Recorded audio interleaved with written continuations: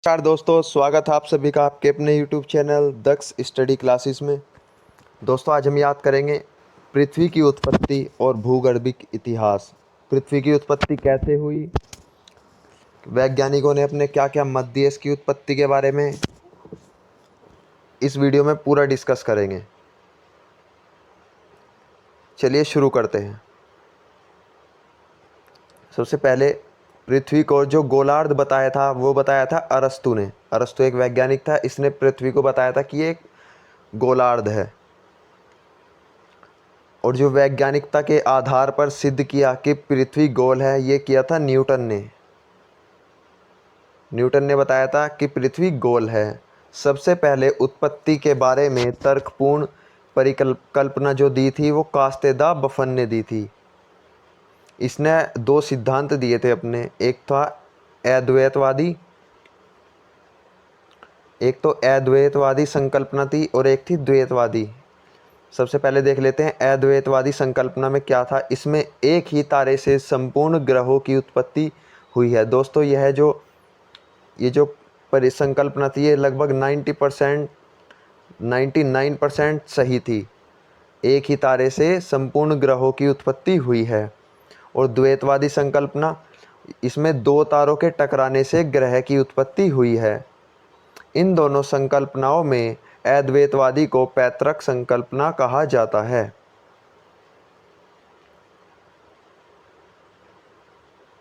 अब इस परिकल्पना के बाद विभिन्न वैज्ञानिक आए, उन्होंने अपने विभिन्न मत दिए। कौन कौन से वैज्ञानिक है चलिए देख लेते हैं। सबसे पहले कास्ते द बफन, इसने पुच्छल तारा परिकल्पना दी। इसने बताया था कि एक पुच्छल तारा है, इससे पृथ्वी का निर्माण हुआ है। एक है लाप्लांस, ये भी एक वैज्ञानिक था, इसने निहारिका परिकल्पना दी है कि निहारिका से ही ब्रह्मांड का निर्माण हुआ है। इमैनुअल कांट, इसने वायव्य यानी वायु राशि परिकल्पना दी है। दोस्तों, ये डायरेक्ट एग्जाम में पूछे जाते हैं कि वायव्य राशि परिकल्पना किसने दी? इमैनुअल कांट ने। नेक्स्ट है H.N. रसेल, इसने दो तारों की परिकल्पना दी थी कि दो तारों के टकराने से ब्रह्मांड का निर्माण हुआ है। एक है लोकियर ने उल्का पिंड परिकल्पना दी कि उल्का पिंड के कारण ब्रह्मांड का निर्माण हुआ है। एक है T.C. चैम्बरलिन, इनने ग्रहण परिकल्पना दी थी।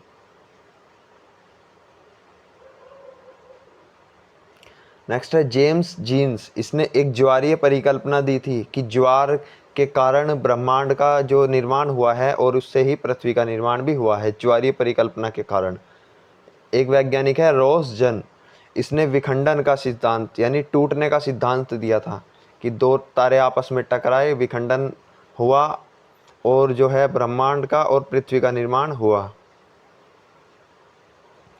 एक है प्रोक्रेड कोयल, जिसे हम लिटी लटन भी कहते हैं, इसने नव तारा परिकल्पना दी थी। एक नए तारे से जो है ब्रह्मांड का निर्माण हुआ है।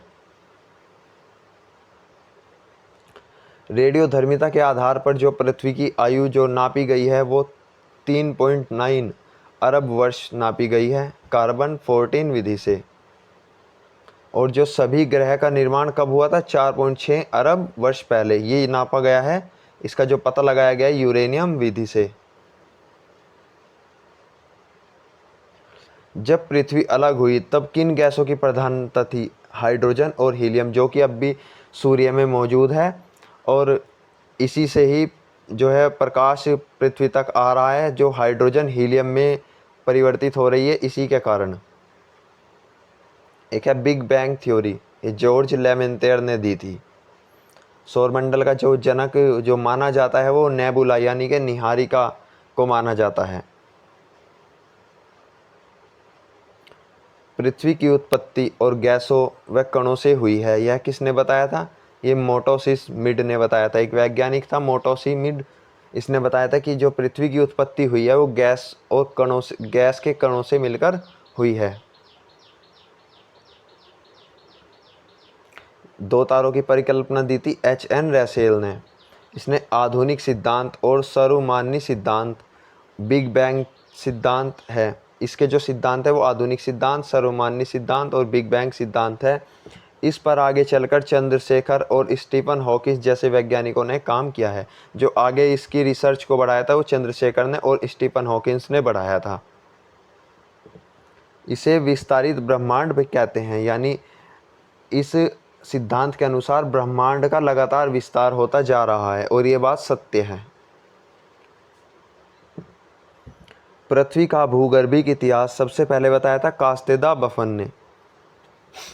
इसने पृथ्वी या ब्रह्मांड को 3 भागों में बांटा था। अब देख लेते हैं पृथ्वी के 3 युग। वे 3 युग कौन कौन से हैं? नंबर 1 पर है ईरा, जिसे हम महाकल्प भी कहते हैं। यह सामान्यतः सबसे बड़ा समय है। एक है युग, जो महाकल्पों को हम छोटे छोटे भागों में विभक्त करके पढ़ते हैं, उन्हें हम क्या कहते हैं? युग। एक है शक या कल्प, प्रत्येक युग को शकों में या कल्पों में बांटकर पढ़ते हैं। अब चलिए इन्हें देख लेते हैं, ईरा क्या होते हैं।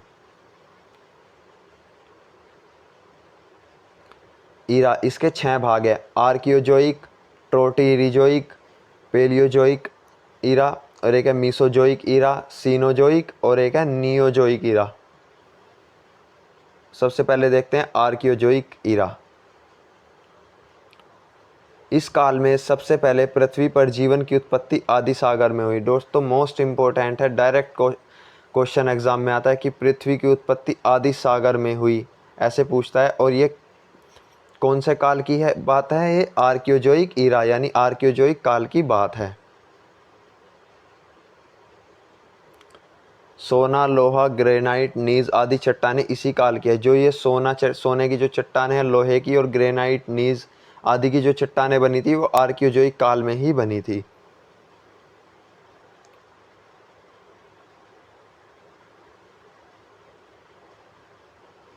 नेक्स्ट एक है ट्रोटीरिजोइक। एक सेकंड, टेक्स्ट चेंज कर लेते हैं थोड़ा ऐसे, ठीक। ट्रोटीरिजोइक, इस काल में समुद्र में अपृष्ठीय दशीय जीवों का जन्म हुआ। जो छोटे छोटे जीव है समुद्र में, उनका जन्म किस काल में हुआ था? ट्रोटीरिजोइक में काल में। इस काल में आग्नेय चट्टानें पाई गई, जिन्हें प्री कैम्ब्रियन महाकल्प भी कहते हैं। जिन्हें प्री कैम्ब्रियन महाकल्प भी कहते हैं। अब देख लेते हैं दोस्तों ये प्री कैम्ब्रियन काल क्या होता है। इसमें निम्न चीज़ें बनी: धारवाड़ क्षेत्र, छोटा नागपुर का पठार, कुटप्पा की चट्टानें, दिल्ली क्रम की चट्टानें, जो अरावली चट्टानें हैं जो दिल्ली आईआईटी से शुरू होकर पूरे राजस्थान में फैली हैं। वे ये सारी की सारी चीज़ें किस काल में बनी थी? प्री कैम्ब्रियन काल में।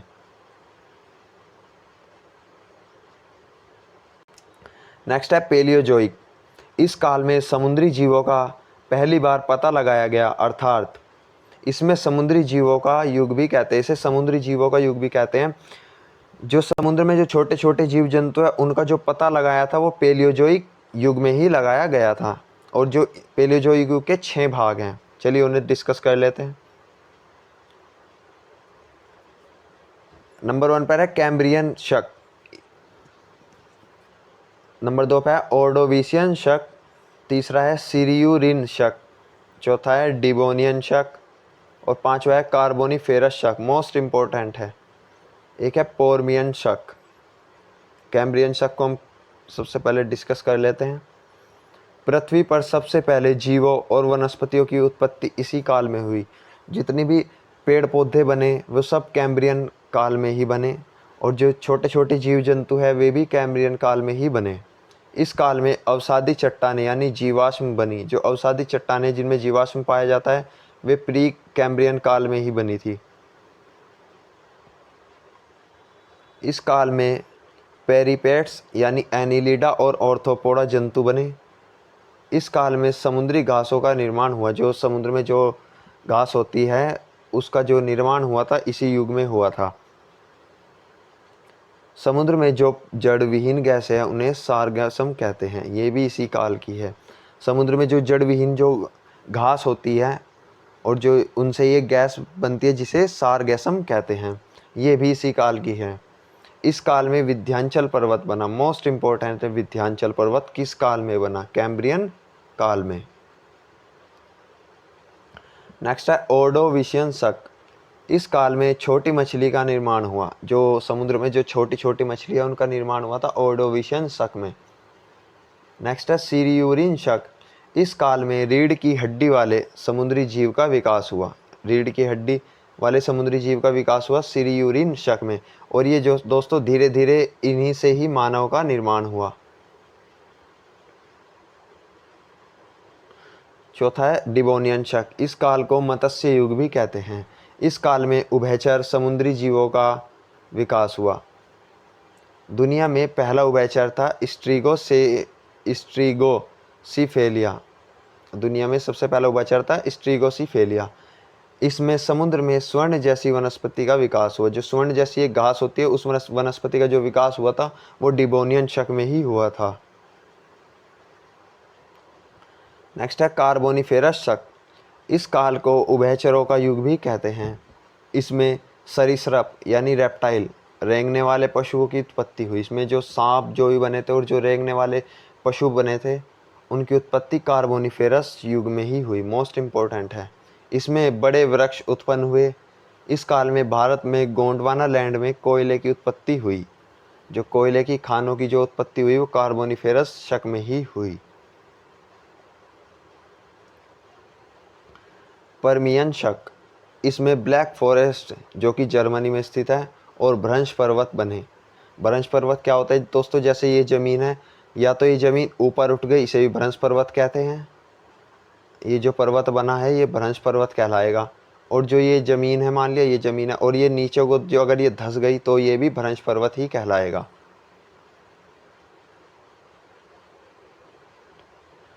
अगला है मीसोजोइक शक। इसे मध्यजीवी महाकल्प भी कहते हैं। इसके 3 भाग हैं, ट्रियासिक शक, जुरैसिक शक, क्रीपैकस शक।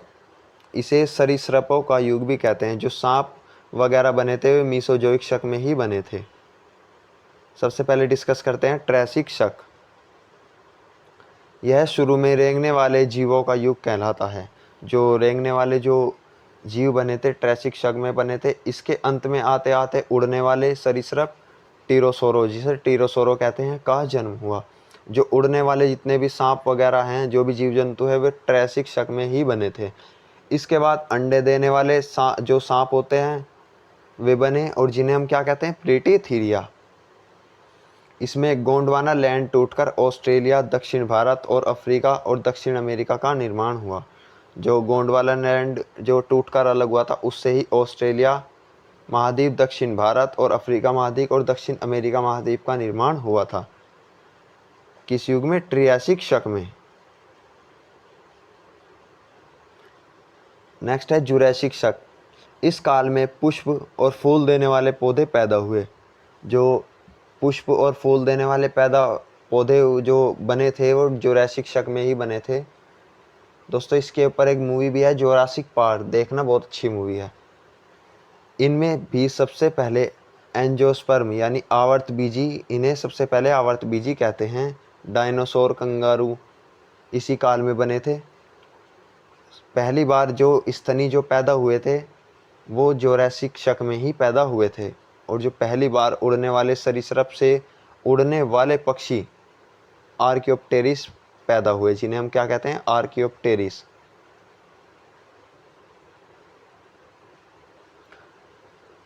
नेक्स्ट है क्रीपैकस शक।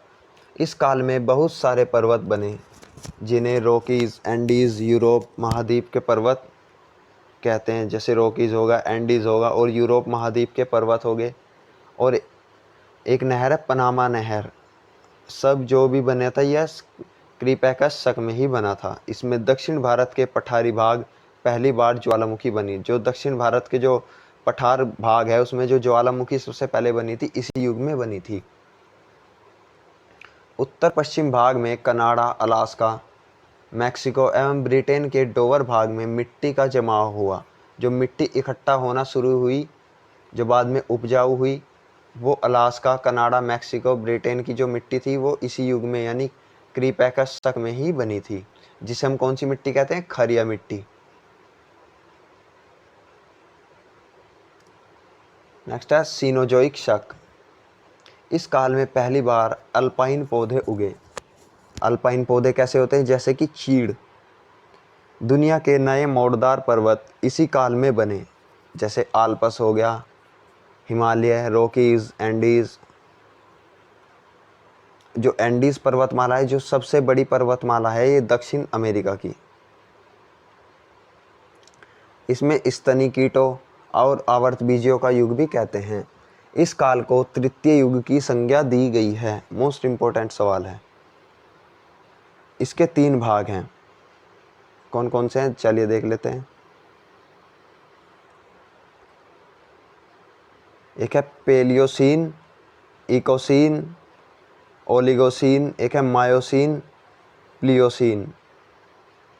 सबसे पहले देखते हैं पैलेयोसीन। इसमें ऊपर लिखी बातों का विस्तार हुआ। जो जितने भी पर्वत, सरीसृप वगैरह बने, पहाड़ बने, चट्टानें जो भी मतलब बने ऊपर, उन वे धीरे धीरे बढ़ती गई, इंक्रीज होती गई धीरे धीरे। इस किस काल में?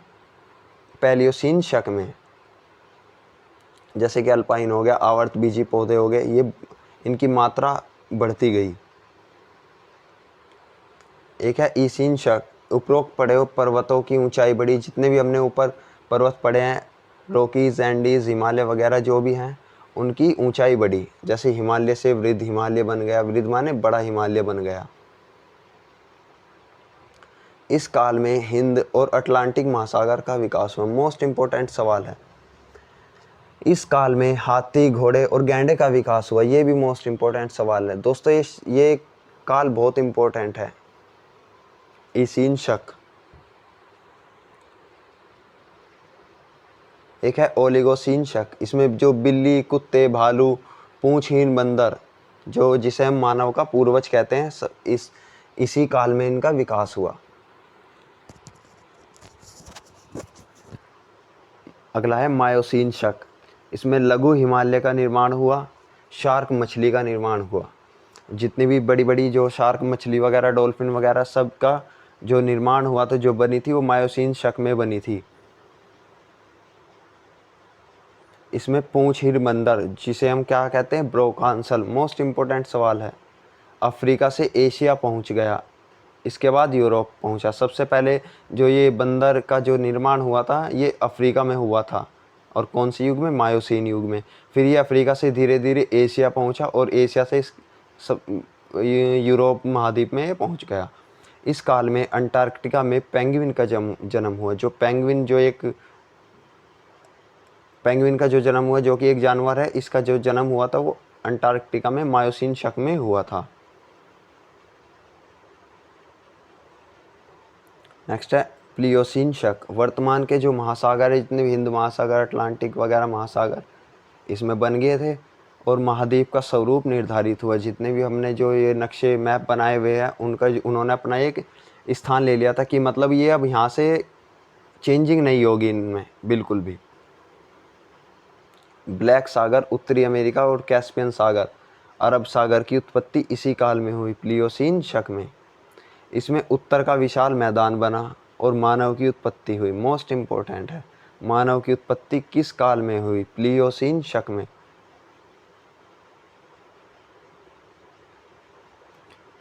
नेक्स्ट है नियोजोइक महाकल्प। इसकी खोज आज तक जारी है। ये आज तक जारी है। इसका काल का प्रारंभ 20 लाख साल पहले माना जाता है। इसे चतुर्थ युग की संज्ञा दी गई है। इसके 2 पार्ट हैं। प्लीस्टोसीन शक, एक है होटोसीन शक, जिसे होलोसीन भी कहते हैं। प्लीस्टोसीन शक। इस काल में आर्कटिक और अंटार्कटिका पर विशाल हिम की चादर चढ़ गई।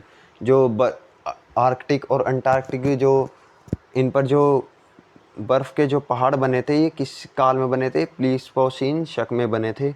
इसमें इसलिए इसे हिमयुग कहते हैं। ये भी मोस्ट इम्पोर्टेंट सवाल है।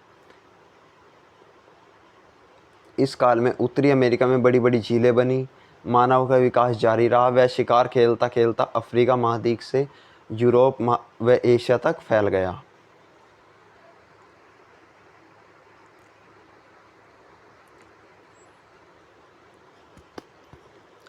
होटोसीन शक या होलोसीन शक, इसे मानव का युग भी कहते हैं। इस काल में वातावरण में शुष्कता यानी नमी आई, जिससे मध्य पूर्वी एशिया के मरुस्थल बने। जितने भी मरुस्थल वगैरह बने थे होलोसीन युग में ही बने थे। मनुष्य ने कृषि करना सीखा, पशुपालन सीखा, जो अब तक जारी है। मनुष्य ने जो भी सीखा, कृषि करना, पशुपालन वगैरह, खेती करना, सब होलोसीन शक में ही सीखा।